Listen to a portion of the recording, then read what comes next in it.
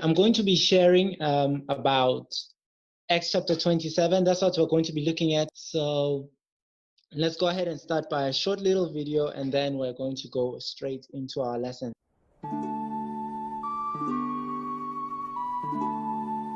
Paul was a missionary who traveled to Athens in Greece to tell people about Jesus.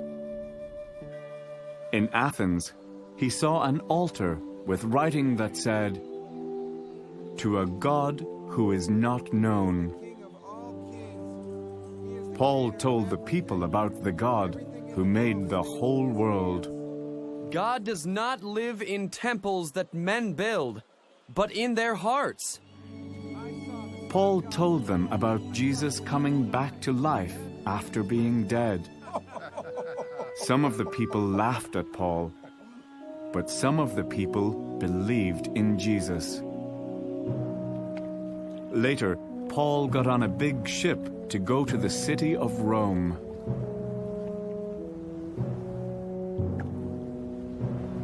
The ship went out very slowly because of strong winds blowing against it.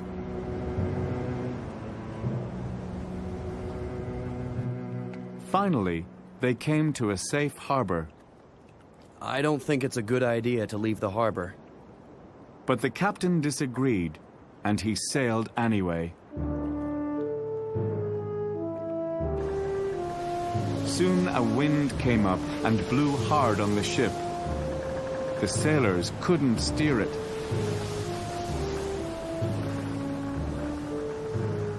Paul knew they were in trouble.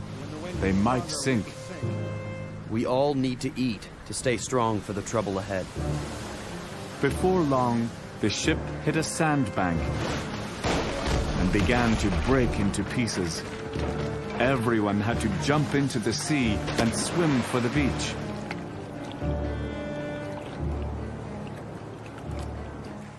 They all made it to the shore safely.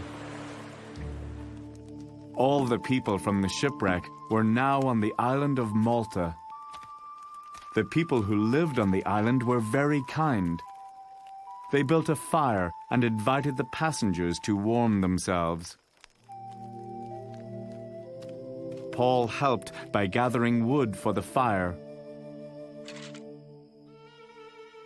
But as he did, a poisonous snake bit him on the hand. Paul just shook the snake off into the fire. He was not even hurt. The island people waited for him to fall down dead from the poison. But Paul was just fine.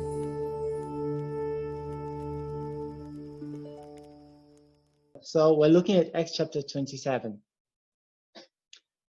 And we're going to talk about one of the two ships. This story is about two ships. So what's happening is that Paul is a prisoner.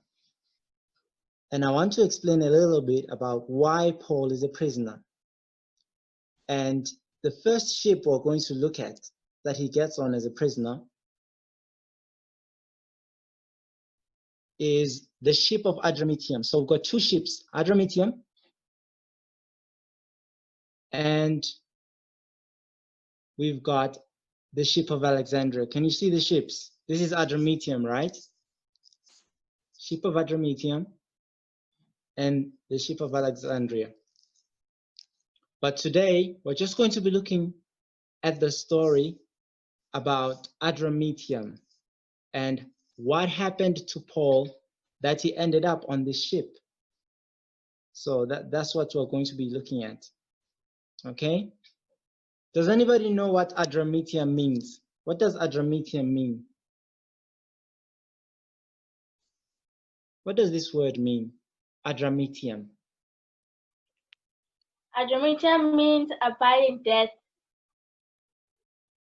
Yes, it means I shall abide in death. So here's the story, Acts chapter 27, verse 1.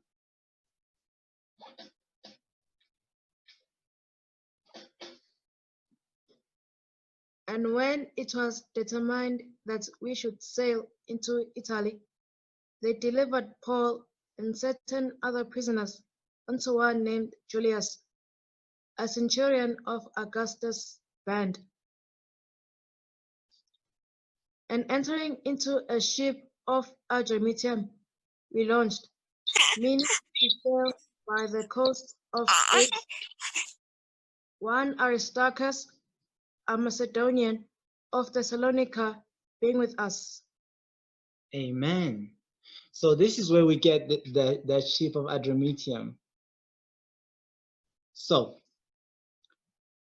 but before Paul even goes onto that ship, I want us to understand what was happening and where he was.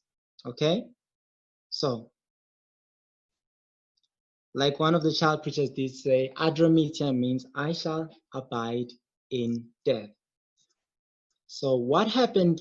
Why was Paul a prisoner? What happened? So that's what we're going to be looking at today.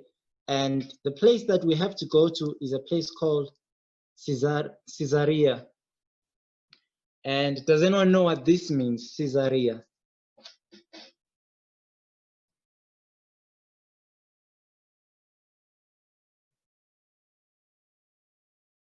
Caesarea means severed.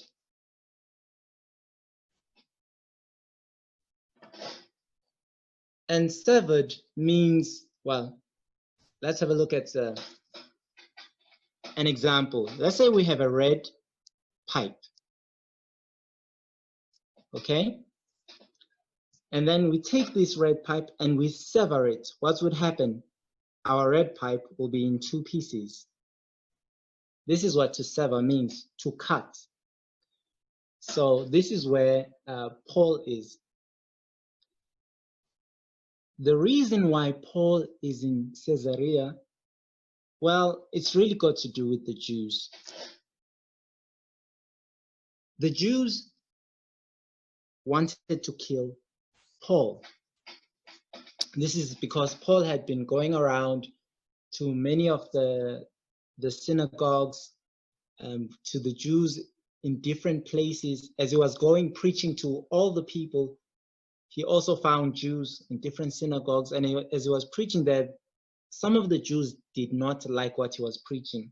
And he was preaching about Jesus Christ, how he was crucified, how he died, and how he resurrected, and how he's the King of Kings and Lord of Lords, and how everybody, whether they're Jews or they are not Jews, they will be saved by Jesus. So this is what he was preaching. So the Jews did not like this. So when one time Paul went to the temple in Jerusalem to worship there, these Jews that didn't like him, they saw him. Then there was a huge uproar and they wanted to kill Paul. They took him and they were shouting and they were saying, oh, this man is so dangerous. He's going around and he's teaching people lies, and he's a false teacher. So they took Paul and they grabbed him and took him out of the temple and they shut the doors of the temple. And just when they were about to kill him, while they were still beating him, a centurion, a captain actually came, and he wanted to understand what's going on. He sees people are shouting, people are fighting, some people are beating Paul. So then he took Paul and then he wanted to understand what's going on. But there was so much shouting. Some people are saying this, some people are saying that. So the captain didn't understand what was wrong. So what he decided to do is to take Paul and put him in prison until the time comes when someone can explain what Paul did. But the Jews were so angry. All they wanted to do was to kill Paul. Then, later on, the captain found out that Paul was a Roman. He had the Roman citizenship. He was a Jew, but he had the Roman citizenship. So it's like having a passport. He had the Roman passport. So he saw that he couldn't beat Paul to find out what he had done. And he couldn't keep Paul a prisoner for no reason, because this was very bad when you were a Roman. or when you had the Roman citizenship.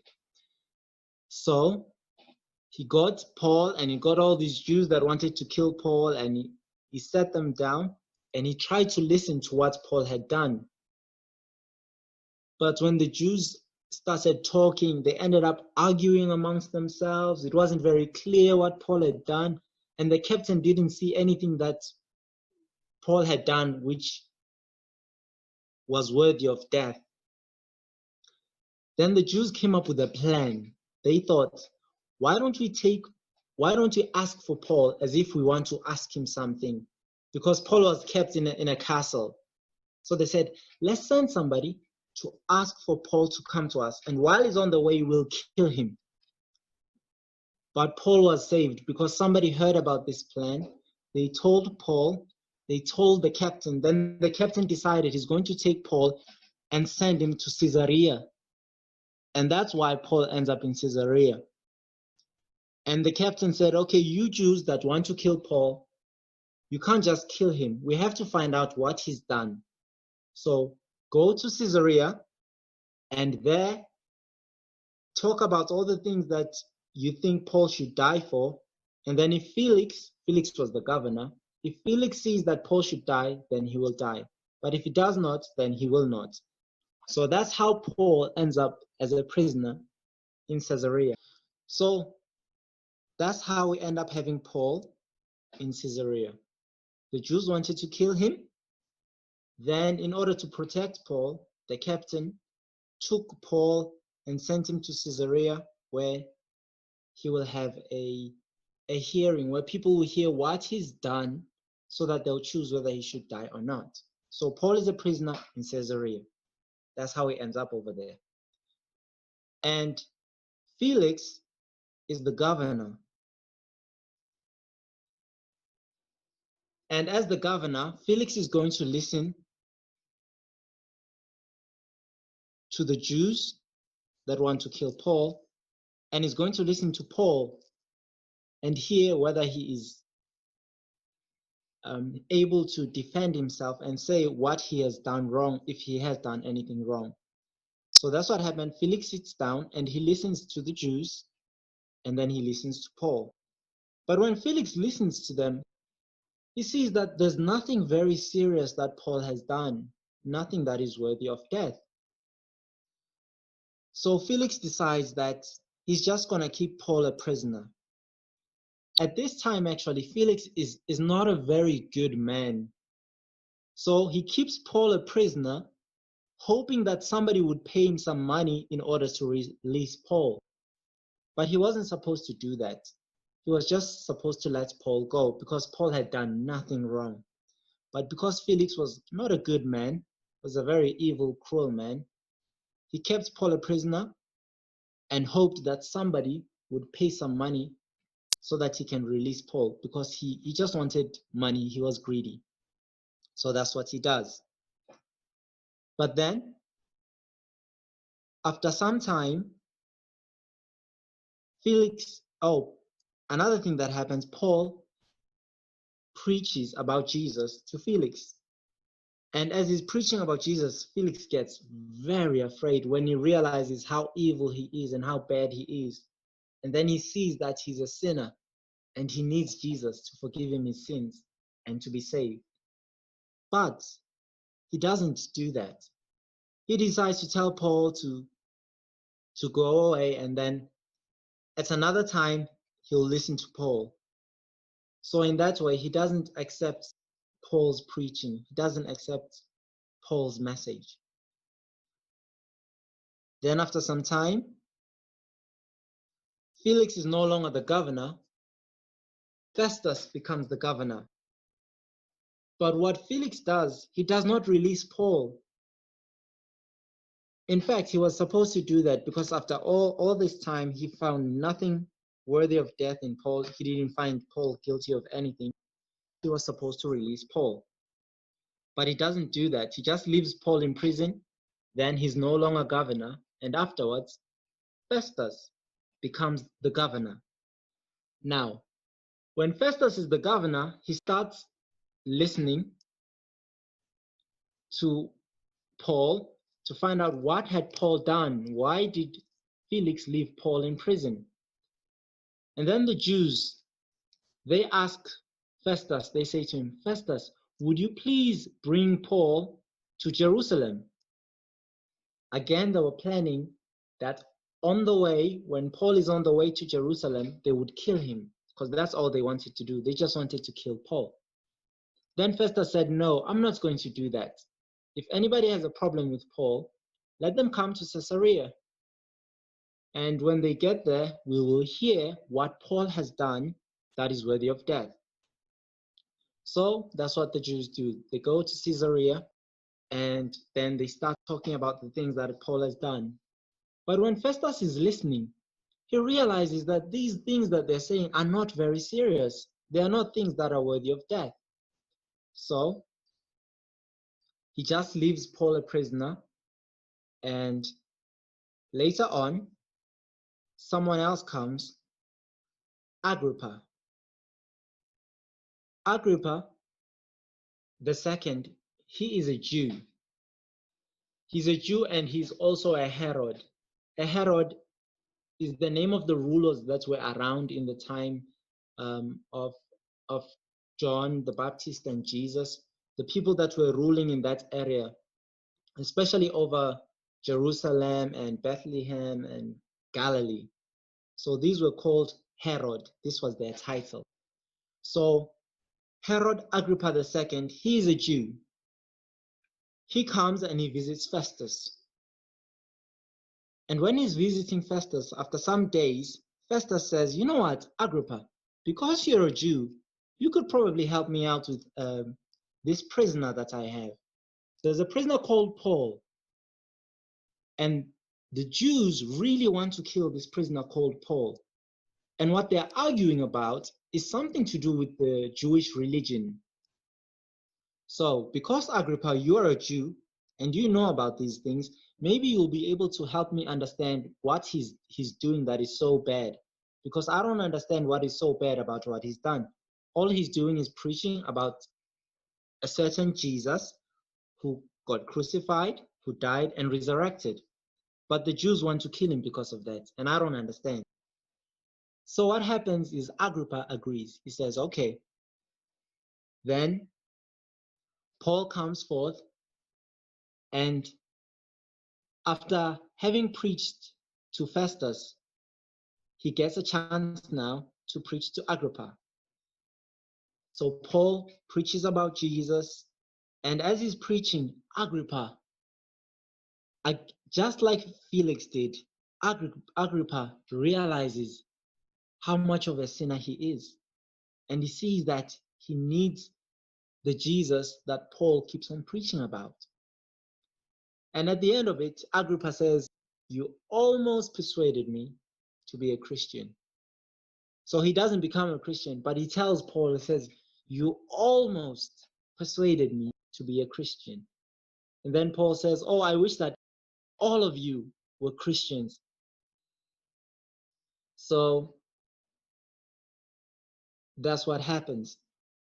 And the special thing about Agrippa II, is that his great-grandfather is the same Herod who wanted to kill Jesus. Do you remember that Herod? Yes. Yes.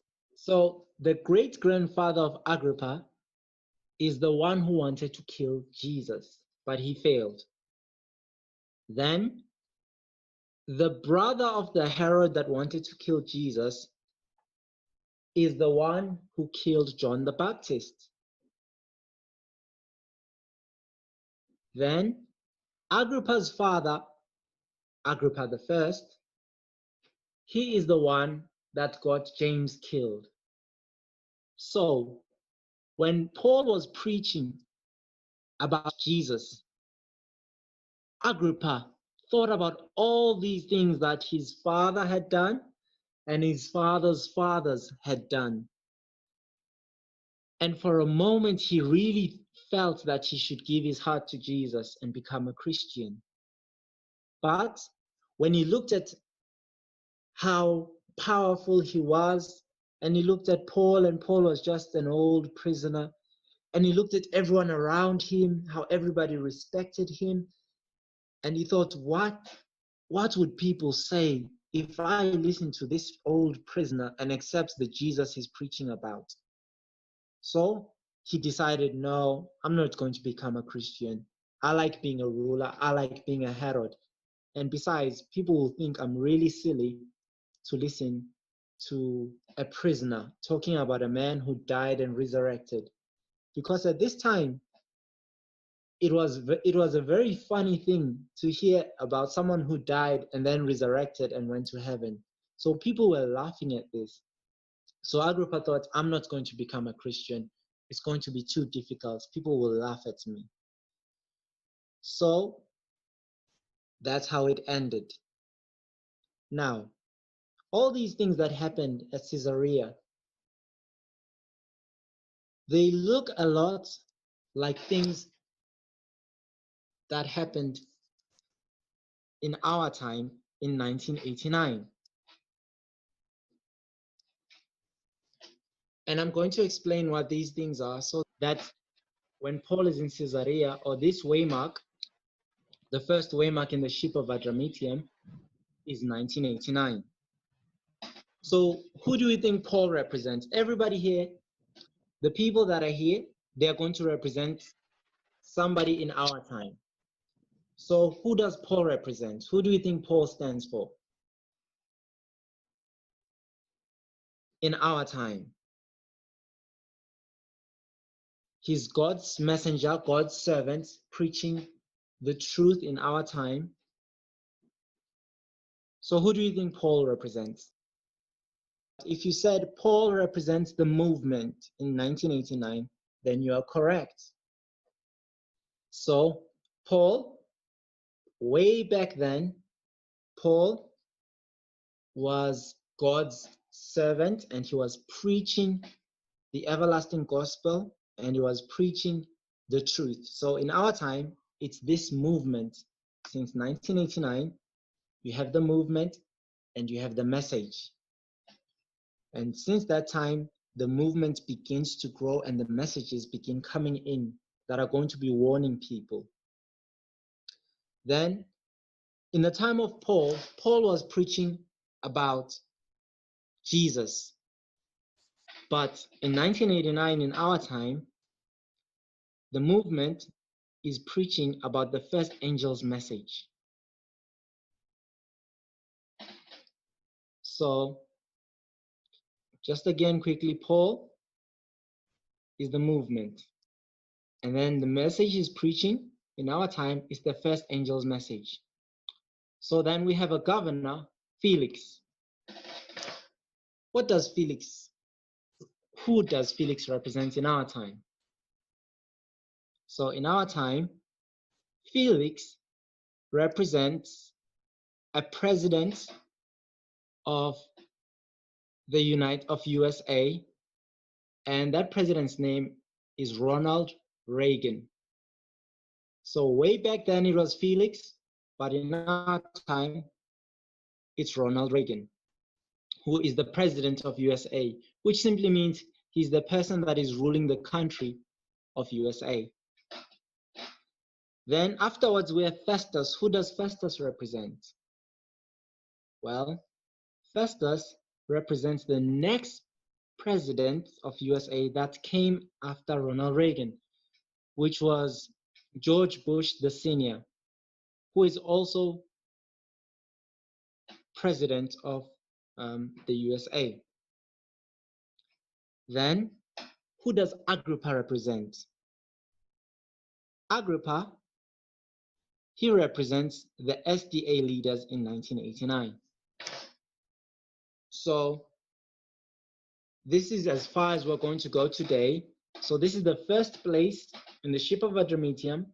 Caesarea is the first place. That's where Paul is a prisoner, and he has to get taken to Rome, because that's where Caesar is going to listen to what Paul has done. And that's where the Jews are going to say all the things that they want to say about Paul in order to get him killed. But This is what Caesarea means in our time. Paul is the movement. He preaches the first angel's message. And Felix is Ronald Reagan. And Festus is Bush Sr. These are both presidents of USA. And Agrippa, the second, he represents the leaders of the SDA Church. So this is where we're going to end our lesson today. Amen.